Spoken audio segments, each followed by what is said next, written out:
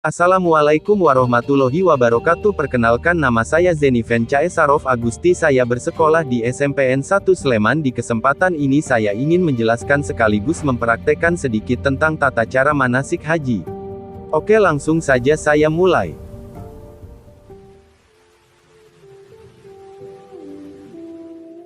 Sebelum kita ingin pergi ke Ka'bah, pertama kali yang harus kita tahu dan kita lakukan adalah ihram. Ihram dapat dimulai sejak awal bulan Syawal dengan melakukan mandi sunnah, berwudu, memakai pakaian ihram, dan berniat haji. Lalu membaca niat haji yaitu Nawaitul hajja wa ahramtu bihi lillahi ta'ala labbaik Allahumma hajjan. Kemudian berangkat menuju Arafah dengan membaca talbiyah untuk menyatakan niat, labbaik Allahumma labbaik, labbaik la syarika laka labbaik, inna alhamda, wa nimata laka wa almul. La syarika laka.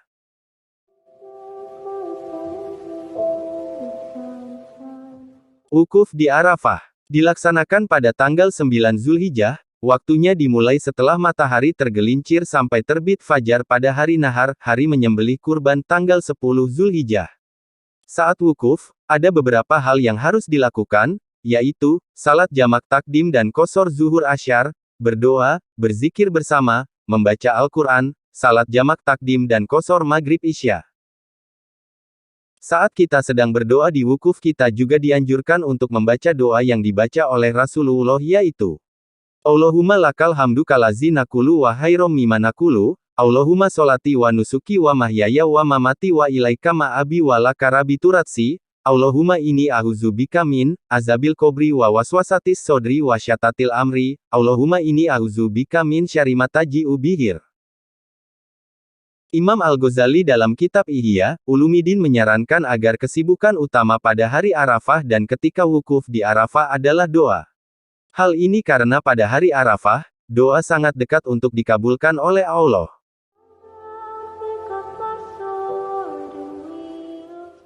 Waktu saat kita mabit di Musdalifah sesaat setelah tengah malam sampai sebelum terbit fajar. Kita di sini mengambil batu kerikil sejumlah 49 butir untuk melempar jumroh di Mina, dan melakukan salat subuh di awal waktu. Di mana usai bermalam di Musdalifah, sejak subuh, jamaah haji diatur untuk menuju Mina. Di Mina jamaah haji akan melempar batu kerikil jumrah di pilar jamarat dengan batu yang diambil jamaah haji masing-masing. Kemudian berhenti sebentar di Masyarul Haram, monumen suci, atau Musdalifah untuk berzikir kepada Allah SWT.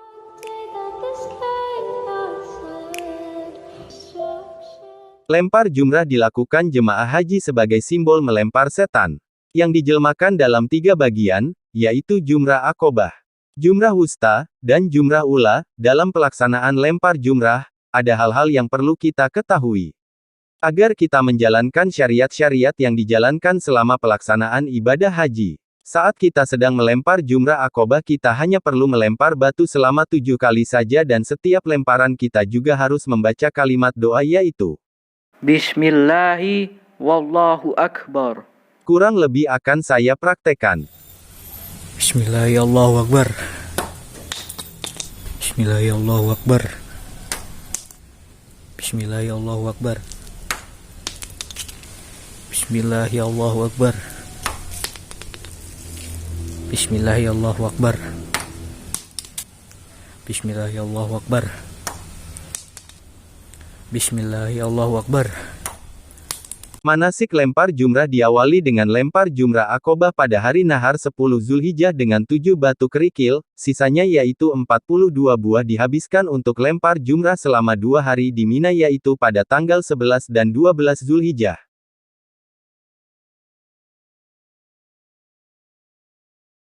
Tahallul secara harfiah artinya dihalalkan, dalam haji dan umrah maksudnya adalah diperbolehkannya jamaah haji dari larangan pantangan ihram.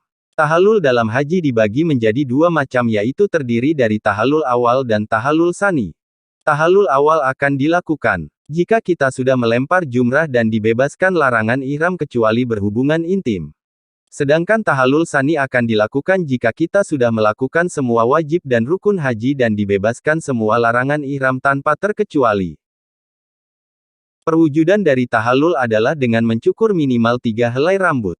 Menurut ulama Syafi'iyah, laki-laki dianjurkan untuk mencukur habis semua rambutnya, sementara itu, untuk orang-orang yang berkepala botak dapat bertahalul secara simbolis saja. Sementara itu wanita tidak diperbolehkan mencukur habis rambutnya, melainkan hanya memendekannya sepanjang ujung jari.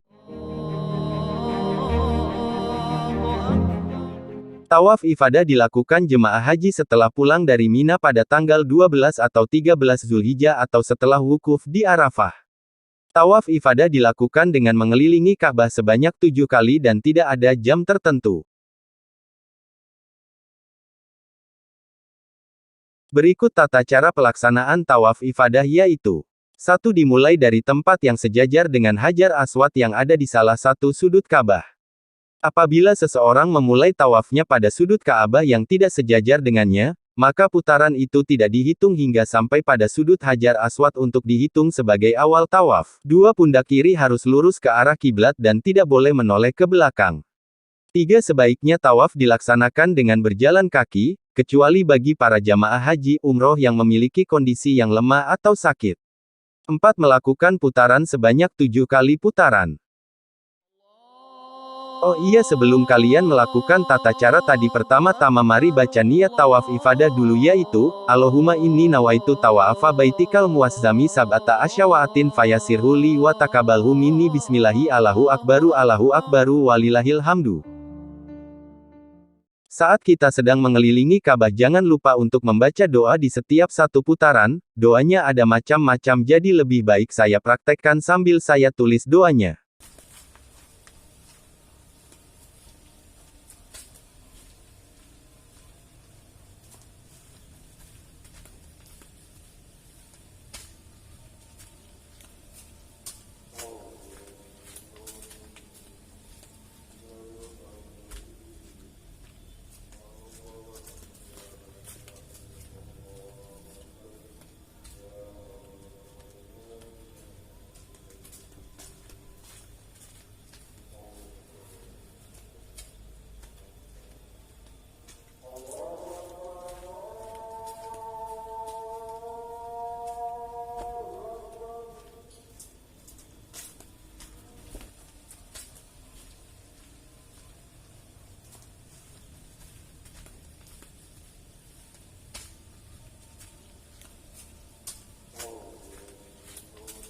Setelah tawaf selesai berjalanlah menuju multazam dan berdoa di sana.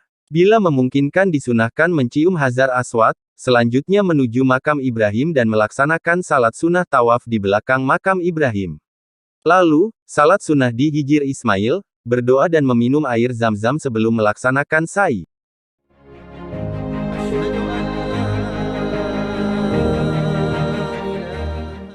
Sa'i adalah berjalan dan berlari-lari kecil dari Safa ke Marwah yang berjarak 405 meter, 7 kali bolak-balik. Dimulai dari Bukit Safa dan berakhir di Marwah, dengan syarat dan cara-cara tertentu.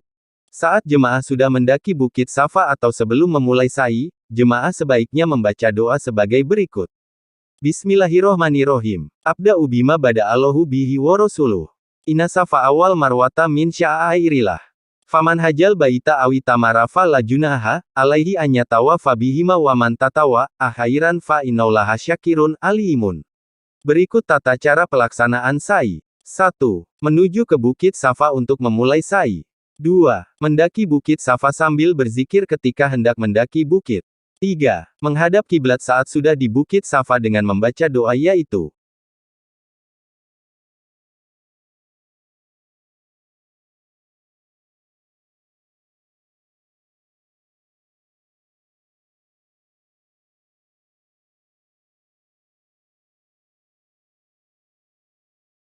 Empat. Melakukan sa'i disunahkan dengan berjalan kaki bagi yang mampu, dan boleh menggunakan kursi roda atau skuter matic bagi yang uzur. 5. Bagi jemaah laki-laki, disunahkan untuk melakukan ar-ramel, berlari-lari kecil, saat melintas di sepanjang lampu hijau. Sementara, jemaah perempuan cukup berjalan biasa. Kurang lebih akan saya praktekkan.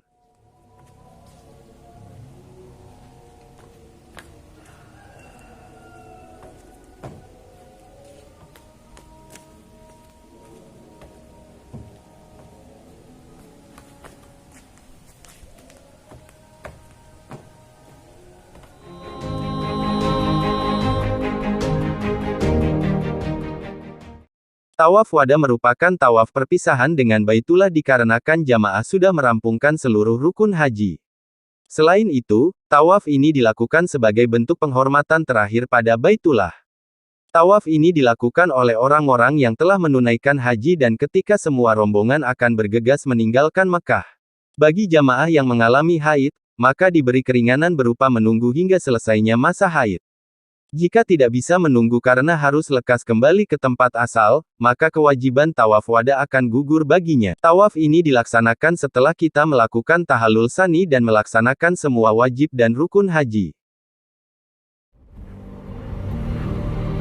Baik, mungkin cukup sampai sini saja penjelasan saya tentang haji. Bila ada kekurangan atau kesalahan tinggal dikoreksi saja, maklum karena saya hanya manusia yang terbatas, jadi saya hanya mencari sumber yang saya bisa mengerti. Terima kasih sudah menonton video ini. Sekian dari saya. Wassalamualaikum warahmatullahi wabarakatuh. Sampai jumpa di video saya selanjutnya.